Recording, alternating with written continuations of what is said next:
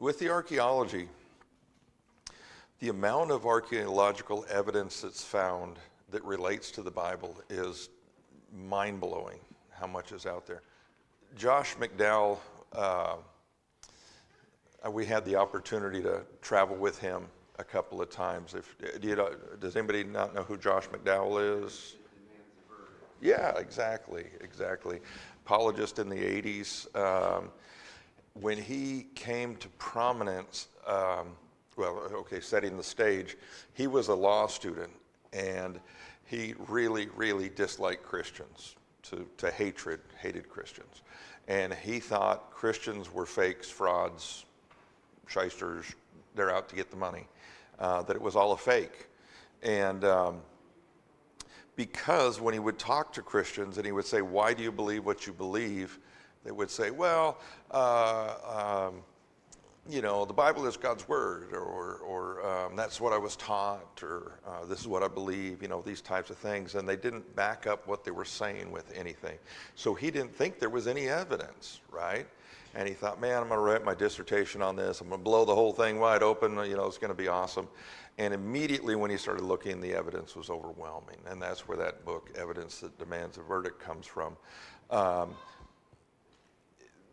He dropped out of law school, of course, and really became an apologist because he couldn't understand why Christians don't know this stuff. Why don't people that believe this have any idea what supports their faith that's out there? So he wrote Evidence That Demands a Verdict. It's a wonderful book. It's a textbook.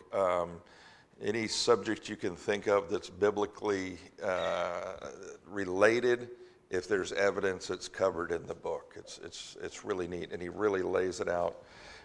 It's not easy reading, like I say, it's a textbook. Well, in the 2010s, he and his son Sean reworked the book and added in a whole bunch more evidence.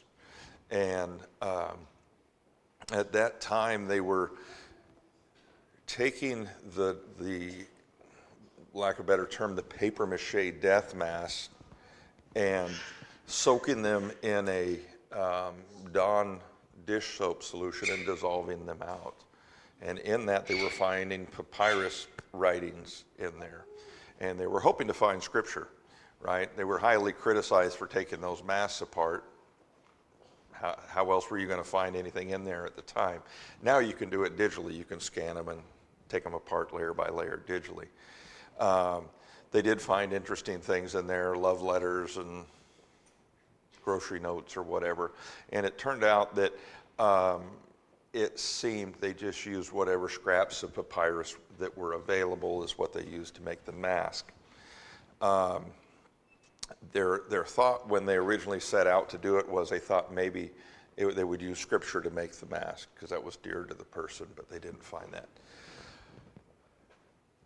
When they went to publish the book, they heard of big discovery. So they would pause the publishing so they could include that big discovery.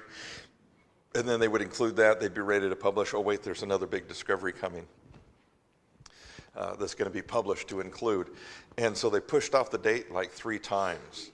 And then finally, Josh said, no more, we can't do it. We got to get the book out or it's useless. More evidence will come, more evidence comes. So my point in that is that we are at such an accelerated rate right now finding the evidence that supports our Bible. It's amazing. We don't have evidence, physical evidence, of every character in the Bible, but we have a lot, and it's growing all the time. One of the things that, and I'll get to this stuff, I promise. One of the things I was amazed is that they have either the signet ring or the seal. They're called boule, or boula for one, or boule for multiples, of most of the prophets mentioned in the scriptures. That's amazing, right? The first time I saw Isaiah's seal, right? It's amazing. Anyways, all of that puts the right character at the right time, at the right place, doing what the Bible says. Never does it counter the narratives of the Bible. I mentioned earlier when we were talking a little bit about archaeology, occasionally something will come up and they'll say, see this one's the one that doesn't match the scriptures. It proves the scriptures aren't accurate. And they will have to retract that in time, and they'll go, yeah, well, the evidence really does say that it does support the scriptures. But this is the one that doesn't match the scriptures. And they've always got that one, and then they have to come back later and fix it. Why? Because the Bible is true. The Bible's accurate. Of course the evidence is going to support the scriptures, right? So, talking a little bit about what's up here and some of the things this relates to. The earliest piece that we have up there is the makeup bowl. And the makeup bowl, depending upon how you view the time of creation and so forth, and the flood, I see what we are in as a young earth, right? That would put that makeup bowl before the flood, okay? And that's okay if we look at the calendars differently. It's just, so it's a makeup bowl. I always ask kids, so if it's a makeup bowl and people are wearing makeup, do you think it was a man or a woman that wore the makeup? Huh? I don't know. I'm just guessing. It could be either way, right? Well, it should have been. Right? But things repeat themselves, don't they? And that's the point of that. So my friend bought that at Israeli Antiquities. They call it their garage sale, and they sell off surplus items. And so my friend Rusty went to the Israeli Antiquities garage sale, and he said, I need something really old. I don't care what it is. People always ask me for something really old. So he bought that as kind of just a little joke, and then it turned out to be a really interesting item for the exhibit. So, but next to that, there's a couple of things there. There is an Assyrian arrowhead that was found at Jerusalem. And if you look at the end of it, it's got a little indentation in the back of it.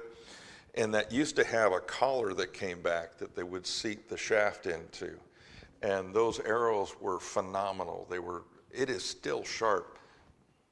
I didn't know my friend Rusty had that. I found it by stepping on it barefoot. And it cut my heel really bad when I stepped on that thing. And I'm like, what in the world is? And I picked it up and I'm like, did you have an arrowhead? Oh yeah, I lost that. He was kind of a goofy old guy, Anyways, it's, how old is that? What is the date on that? 700 BC. Almost, 2,700 years old, and that thing is still sharp. The collar is decayed away, but that Assyrian arrow was deadly. It was fast. It could pierce their leather armors and things. They were incredible. And that's why they were such a powerful nation, was much due to their archery. So I thought that was interesting. That was found there at Jerusalem, again, authenticating where they laid siege to Jerusalem, to conquer Jerusalem at one point before they pulled away. The axe head there, is not, there's different types of axes, right? There's fighting axes and for cutting wood and so forth. So that one is a wood axe. It was found between the Jordan River and Jericho is where it was discovered. And its time period for about the time where the story in 2 Kings where Elijah comes down to the river. Yeah, that'd be cool if it was, but we don't know that, right? But it fits the story, and all of these pieces we have are to help talk about those stories and show those stories, right? So in that story, where it floats, I like in the early King James, and it says, and the iron did swim, right? But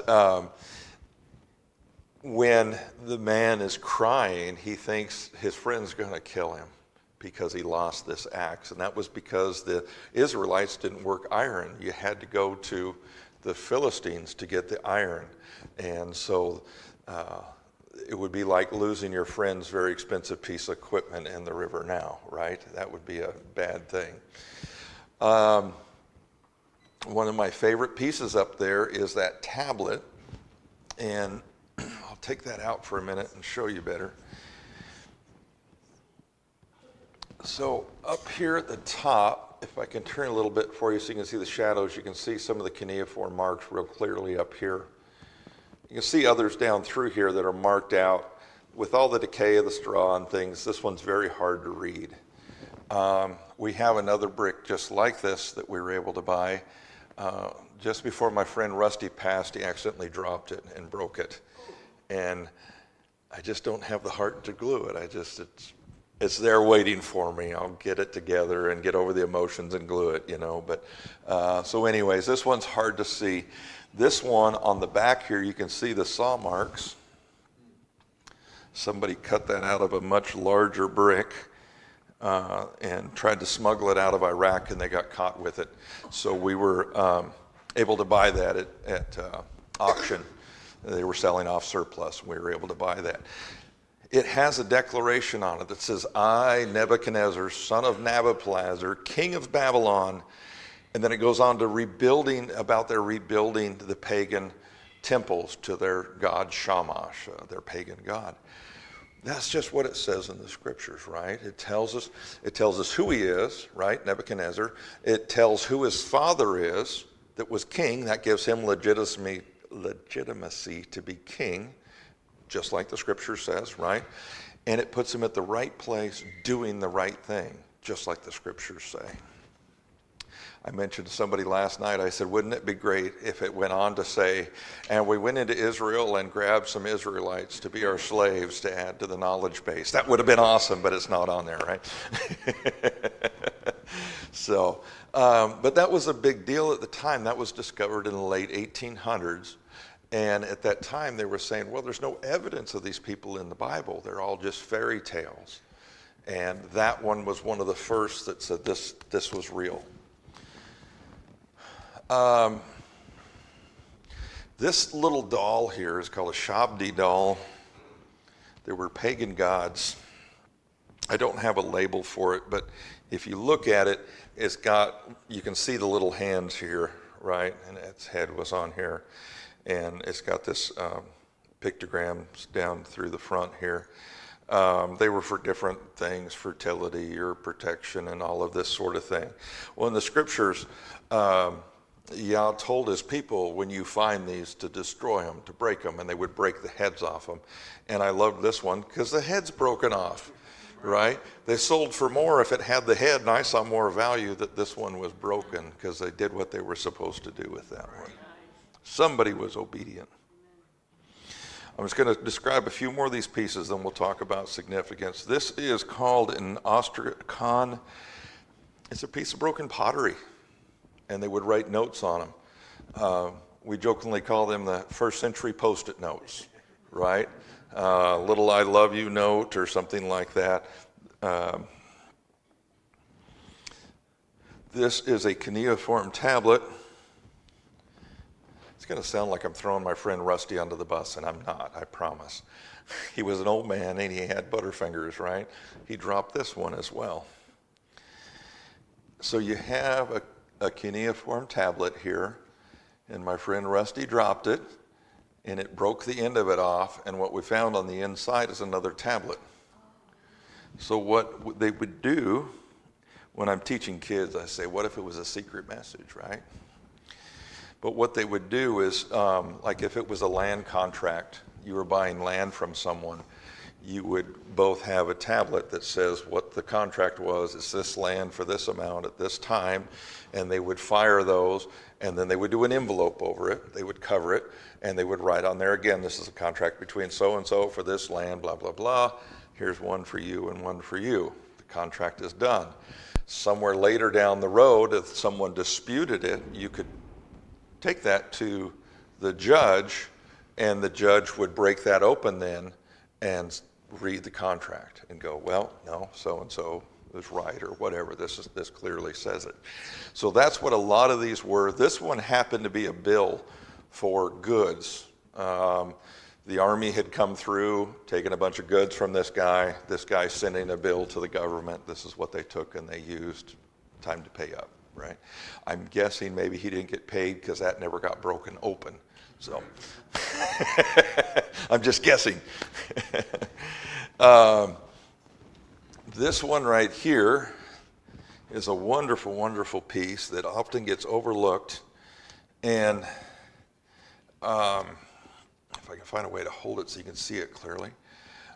This is papyrus. This was dug at Oxyrhynchus. That's an excavation site near Cairo. It was the city dump for Cairo back before the time of Christ. And they have found over 250,000 fragments of papyrus in that dig, and it's still going on.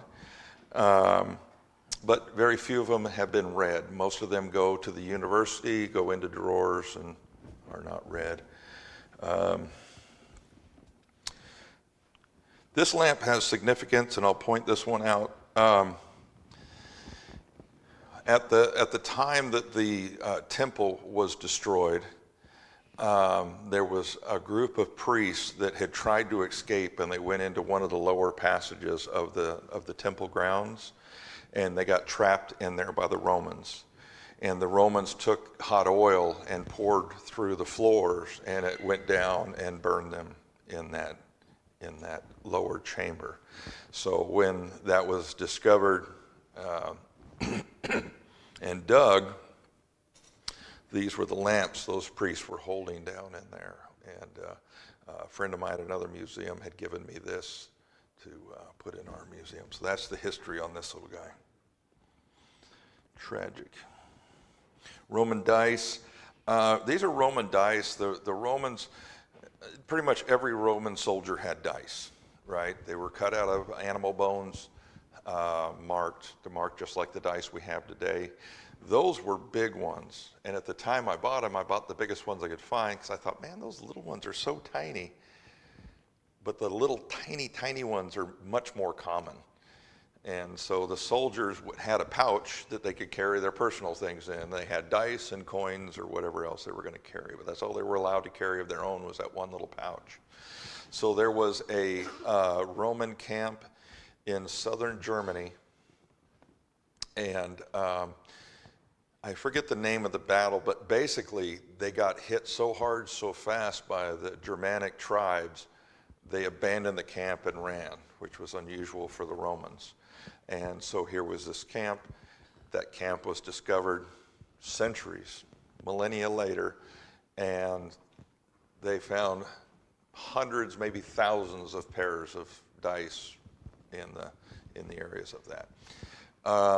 When they were gambling for Yeshua's garments, they were probably not throwing those type of dice. They were probably throwing the sheep knuckles.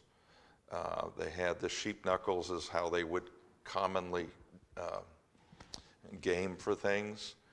And the sheep knuckles were so popular that they went from using sheep knuckles to doing casts of sheep knuckles, and they would have brass or other metals sheep knuckles that they would gamble with. The last thing on that table is a crucifixion nail. The crucifixion nail, that crucifixion nail was discovered in a tomb in southern Turkey. There was a pile of those nails found, and they didn't initially know what the nails were until they found one that still had a heel bone embedded on it. And so they realized that was a crucifixion nail. And then they found another set of nails later that were iron nails. It seems like the iron nails, they used whatever was available. You know, it didn't seem like it was very specific. These were very specific.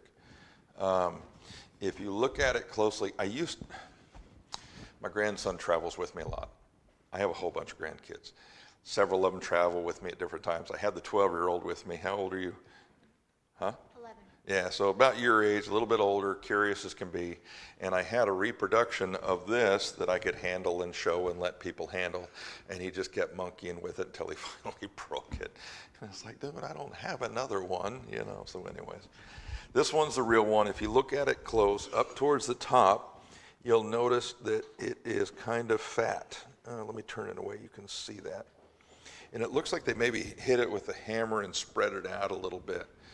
And the idea on that nail, the thought processes, I should say, is the criminal would have been tied to the cross like the others, and then once they were tied to the cross, they would drive this through the wrist area just for pain. It doesn't have a big enough head to hold a person on the cross. It would have torn through. But the thought is they just put it in there. That's where all your nerves and everything are running between the radial and ulnar bones, and it was just to make it painful. Not to bleed out? No, because they were waiting for him to suffocate is what they typically did. Okay. I suppose if you got an artery, they could bleed out, but right. You know, I don't know if that was the intent or not, because they really wanted these guys to suffer. You know. A substantial nail over a split, a small piece of wood, it would have to have been something 4x4. Yeah, and they think the hole was probably pre-drilled, right? Because they could pull them out then and reuse them. And so that's how you end up with that one embedded in the heel bone. They missed the joint and drove it through the bone, right? And so you ended up with a bone stuck on there. There was another, that iron nail I told you that was found in northern Italy. When they found that one, that was embedded again on a heel bone. And the other thing that I think is interesting, speaking for myself, I don't know your guys' backgrounds, right? I grew up in Sunday church. That was my background. And I always had the image of the Catholic crucifixion, right? Where Jesus has his feet like this, right? That's always been the image in my brain. But the nails, the two evidence we have, the nails are coming this way through the bones. So they had the feet on the outside of the timbers nailing into them this way. And, well, that's a little different. Same result, just a little different. Makes a little more sense than this way. You know, to get your feet that way is kind of anatomically awkward, right? They figured they didn't have very many nails, so they used put them on the side. Yeah. Anyways, I always had that in my mind, so I was really surprised when I saw, no, that isn't what the evidence supports, right? So, okay, this one is important. This piece over here is an ossuary. They call it the Simon ossuary. Ossuary is a bones box, if you're not familiar with that term. Okay, so what would happen is you would have a person that is a family member that has passed away, and you have your family tomb, and in the tomb you have a slab area cut out in there, and you take Uncle so-and-so, and he's wrapped in the death garments, and you lay him on that slab area, close it up, and then you come back at a later time, typically on the anniversary of the passing, and you bring a box with you, and then you gather up the bones of your uncle and you put them in the box, and then you carve out a niche in the wall, a shelf, and you put the box up there. And now this is ready for the next person, right? And your family members all go in there. Once in a while, somebody would take a piece of iron or a rock and scratch the person's name into the box. Didn't happen a lot, but sometimes they would do that. Most all of the ossuaries were single sets of bones. Occasionally there would be two sets of bones in a box. This one had two sets of bones. So the names on it are Simon and Alexander, son of Simon. Right? So when we read in Mark the story of Yeshua carrying the cross, and he's going through the street and he stumbles and he falls, right? And the Roman centurion grabs the guy out of the crowd and says, here, carry the cross of Jesus, right? Sometimes our God puts some interesting details in the Bible that are like, why? Why would you include that, right? Why would you include Simon's names, his son's names, right? because it says he had his son Rufus and his son Alexander with him, right? Very, very specific. Rufus is a Hebrew name.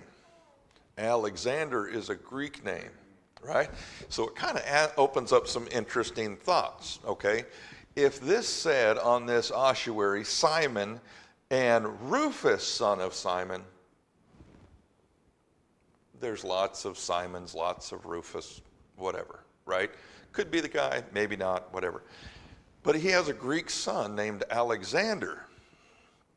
So this always reminds me of in the Roman culture, if you adopt some, I'm sorry, this would be Hebrew culture, is if you have a son or a daughter and they are just belligerent and will not behave and will not follow the family ways, you can disown them.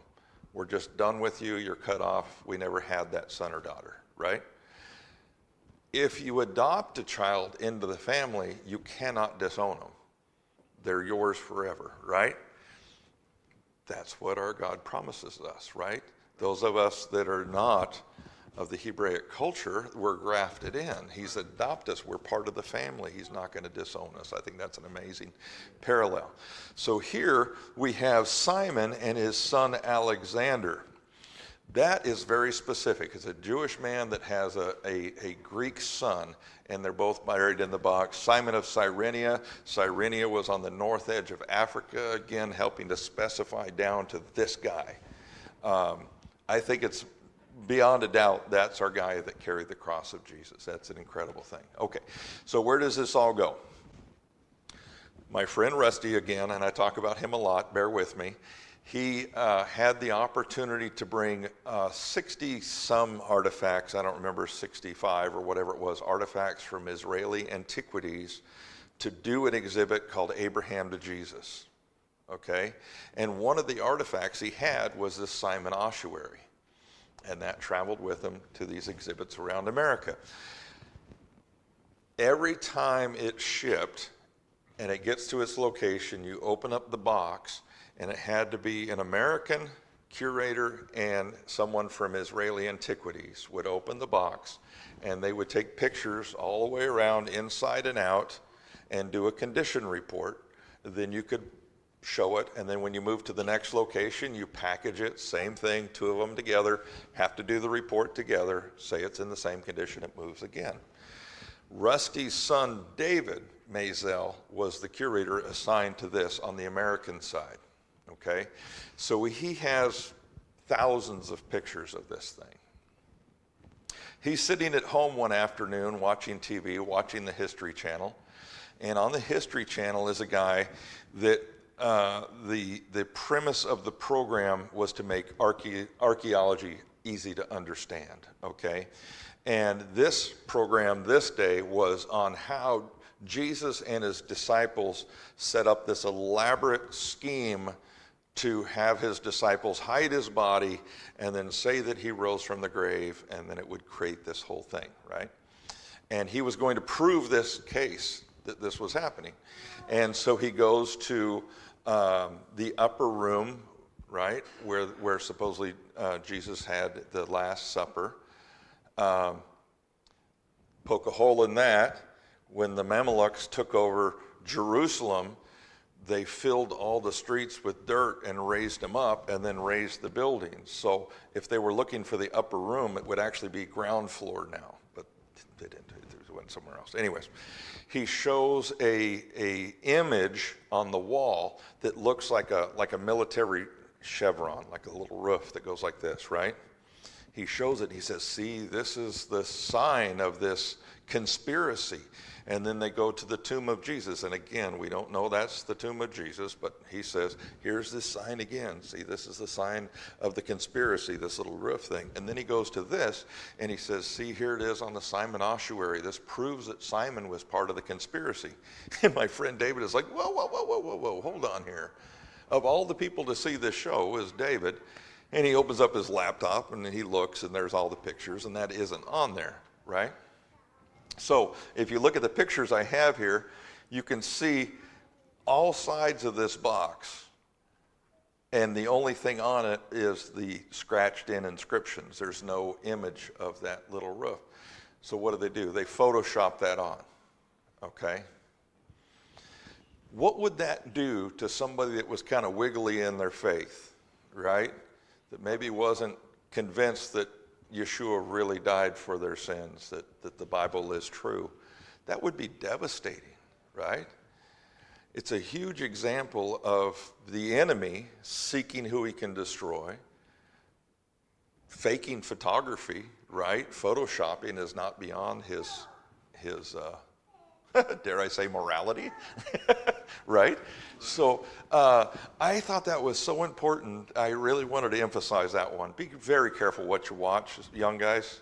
Be very careful what you watch, right? Because these things, they talk like they know what they're talking about. They're talking like it's truth, and it's lies. Okay, so a few of the other things to talk about. Again, there is just evidence on evidence that shows these things are real. In the text of this here, it talks about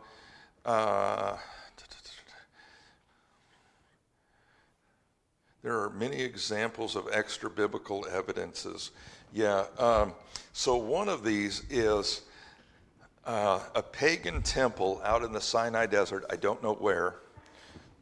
I'm geographically challenged as far as that's concerned, where it is specifically. But in the inscriptions, in the walls, is a spy's report. And it says that he observed Yah's wandering masses in the desert. As kind of I really hope they don't turn this way, right? And in my mind, I can imagine this guy on a hilltop looking out and seeing a million people out there in line moving across the desert going, oh, pagan god of mine, please don't let this mass turn towards us. We're in trouble, right? But as an extra biblical evidence, I think that's fascinating that we have that in there. A lot of people say, the Exodus didn't really happen, of course. Does anybody have any questions or anything? Yes, sir. I'd be curious, what kind of, like when you are telling me the dates of these various artifacts, what are the ways that they're able to kind of discern roughly when those were created? Typically, it's where it's found, okay, right? It's where it's found and what it's surrounded by is a big part of the dating, okay, right? When you ask the same question of those things, like if it's relative to what it's next to, that thing is relative to what it's next to. So how would you determine the grouping? I'm not an archaeologist, okay, in my little bit of background. I'm sorry, I don't remember your name. Roxanne. Roxanne, are you an archaeologist? What is your? So I majored in anthropology, cultural anthropology, and I have a subfield in archaeology. So I know that a lot of the dating is based on where it is found and what layer and surrounded by. Yes. And I guess his question is valid. How do you know that date, right? So the strata layers, right? When we were in Israel, Judah talked about how like the lasagna layers and stuff. So essentially, the further down it is, the older it is, and then you have to find artifacts that coincide with that time frame. And it's like you're unpacking and trying to correlate that strata layer with what you're finding. And if it's not from that era, then it's older, and there's a whole process that has to be done. So, like if we have something from, like let's say 1000 BC, and there's something from 500 BC in the same area, then could be considered a chronistic. So there would be questions and stuff, but it's just a whole process, like digging into the layers and locating artifacts. So as Roxanne is speaking, I was thinking of this. This is a lamp from Mosaic period, right? This is a first century lamp. You can see the shape differences, right? So that would give you time period okay, this is mosaic or somewhere in between by the shapes of the lamps, right? So I think that would be one good indicator, and I'm sure they have other types of pottery designs and the methods how they were made would indicate time period. Like in England, when the Romans were in England and they had their fortifications and all of these things, society in England, the pottery became very well refined. There was a lot of money there. And when the Romans pulled out, suddenly that standard dropped and their pottery and so forth became very crude, and it was just back to function, right? That helps with that time period again, right? So I don't know if that helps you a lot. No, it does. Okay. I've got another question. Okay. Follow-ups. Somewhat, well, not really related, but I'm curious, when you go to like auctions, as you were saying, buying surplus, like how much do pieces like that go for? Or are they, I mean, obviously I'm sure that sky's the limit as to some of the pricing, but are there artifacts that like, if we went, number one, would we be allowed to? It's like, oh no, only certain people can go to these kind of auctions. No, you can go. And then like, what kind of like cost would be to purchase something like that? Typically not as much as you would think. Okay, that's what I was. You know, one of the pieces that this has been probably 6 or 8 years ago. Rusty Maisel, he was the director of this. He came to me and he says, John, I'd like you to put together an exhibit of American soldiers' Bibles. Go out, see what you can find, try to get it with pictures, notes, anything you can to document who carried the Bibles. Okay, so I'm on this mission, I'm looking for the Bibles, and I went to this auction site I hadn't used before, and there is a Cromwellian New Testament for sale from Oliver Cromwell, 1658. It's the first printing of the New Testament. The one prior was the pamphlet, the 16-page pamphlet, Cromwell Pocket Bible. There's only 3 of those known to exist, of the pamphlet one. So I'm looking at this. I've never seen one for sale before. I'm like, wow. And it's beautiful. It's got this embossed cover and everything on it. Little bitty pocket Bible, you know, almost looks like a Gideon Bible, right? But a nice hardcover. And the opening bid on it was $700. And so I called my friend Rusty. I said, okay, here it is. It's going for auction tomorrow or whatever it is, or next week. I've got about $1,200. I could probably get it up to about $2,000. What do you have? And he's like, well, I could probably come up with the same. I'm like, okay, we're topping out at $4,000. That's our mark. That's the best we can do. We really want to have this. So we're praying about it. Lord, is this what you want us to do? It goes to auction. Nobody bid on it. We got it for the opening price. Wow. Right? People that don't know what it's worth. And that brick over there, it was the same thing. You know, I'd never seen another one come for sale other than the one we had, and it's like, okay, I'd really like to have another one for other exhibit. That would be awesome, right? And so how much money can we put together? And I was working for a guy at the time, and I said, okay, how about if I need it, you'll loan me up to a couple $1,000s for this? And he's all excited because he's like, okay, well, do I get to hold it if you get it until you pay me? And I'm like, all right, fine. And so we go to the auction on it, and we bought it for opening bid. I called him. I said, Kerry, guess what? I got it. And he's like, really? How much do you need? And I said, nothing. I said, I'll let you keep it for a week anyways, just because you're willing to. But you never know. I had been looking for a great Bible over there. We had that 1552 Great Bible. It's the last year that was published under King Henry VIII's son, Edward, just before Mary came to the throne. And when Mary came to the throne, they burned all they could find, right? So it's super hard to find. We looked for almost 4 years. A collector finally found one, and she sent it to me, and she says, take it out and fundraise for it. And she was going to sell it to me for less than half of what it could sell for, right? It's like, okay. And so I'm like, all right. And she says, if I haven't heard from you in a year, let me know where you're at if you need more time to fundraise. I said, okay. And so our second stop on this trip, I stopped in southern Alabama and then northern Alabama before we came down here. The second stop, at the end of the exhibit, a guy comes to me with his wife and he says, you know what, we want to buy that for you guys for your exhibit, you know. And so God has his hand on this thing. It's very cool. And sometimes if it's just something I want, it doesn't work out. But if it really seems like I'm being led by the Spirit to go after that, it usually comes in easy, you know, so if that's helpful. Does anybody else have any other questions?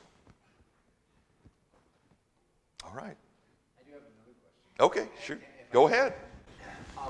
There was an exhibit, I want to say over 10 years ago, that I remember coming through Orlando, and I didn't know if like you knew of it or knew the person, and it was similar with the in respect to like printing in the Bible. It was called Ink and Blood. Yeah.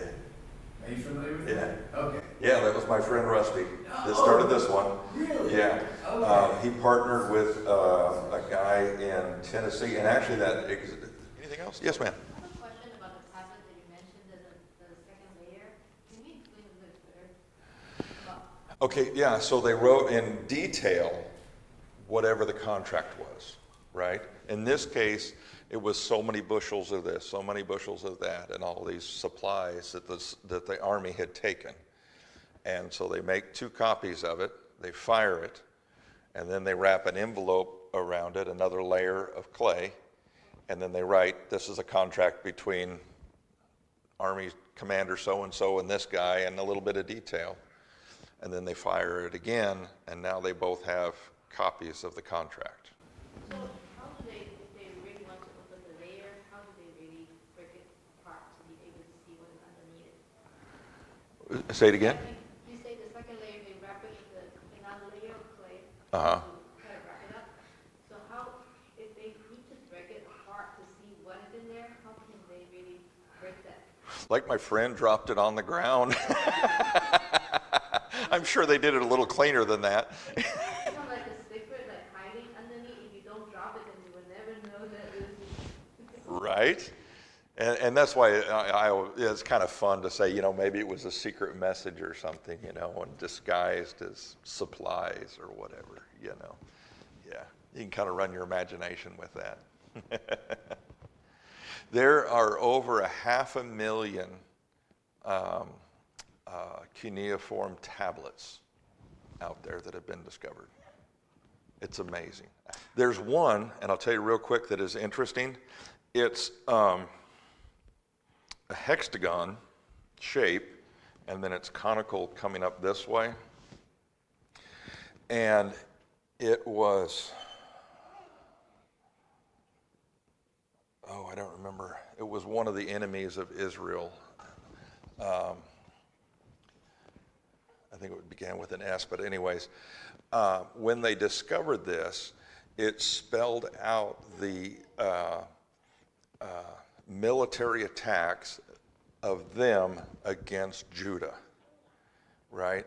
So when we read in the scriptures and those other armies are coming in and attacking the cities, this is from their side. And they're saying, we went to city X and attacked it, and this many days, we took this many captives, killed king or governor so-and-so or whatever it is. We read that in the Bible. This is the mirror of that from their side. And it was like 3 significant battles on this thing. And it reads exactly with what the scriptures say, but from the other side of it, right? I'll also point out real quick, those 3 banners over there, those are all extra biblical evidences. The first 2 are Old Testament. On the left is the character. In the middle is where it's found in Scripture. And then on the right is an evidence, okay? Most of those have multiple evidences, but I didn't have room on the banner without honking it up with 1 or 2. I was trying to list out a whole bunch of pieces, okay? And so there's Old Testament and New Testament as well. Anything else? I think we'll wrap it up. Thank you all. All right. Thank you.